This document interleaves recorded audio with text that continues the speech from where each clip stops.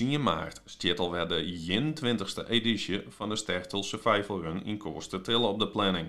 Zo'n 1400 deelnemers hebben haar aangemeld. Het parcours bestaat uit ongeveer 50 hindernissen, dus het opbouwen hiervan is wel een hele put. En altijd zo'n zijzaad voor de run beginnen we met bouwen. We zijn ongeveer met een 40 mensen per dag bezig om de hindernissen op te bouwen op het parcours. En ga je met wat in de macht, lees je hem wat op schema? Ja, wij hebben zelf net echt een schema. Maar wij zijn tevreden hoe het nou gaat. Alleen nog op les zijn er vaak altijd nog wat dingen die nog even gebeuren moeten. Hindernissen die soms wat hersteld worden moeten. Dus ik bedoel, altijd bloed er werkt het onder run, hebben we altijd de mensen gewoon nodig. En nou is het wel vrij kort, hoorde je met wat vol saaier.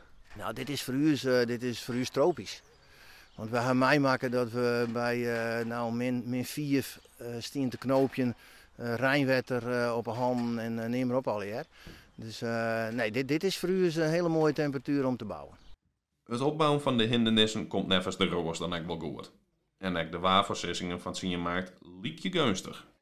Voor de deelnemers zei ze altijd van als het wat minder waar is, dat is prima. Maar wij hebben ook een hele prut recreanten die mij doen. En met name de oude kinderen is altijd geweldig. En als het dan heel meer waar is, dan is het voor die liedse band, ja, is het gewoon heel koud dat het rijnt en vies waar is. Maar zoals ik nou zien heb, weinig wien. Temperaturen rond de 12 graden, een beetje sintje erbij. Dus ik hoop dat we Sandai gaan. En dan is het voor het publiek echt heel mooi om te zien.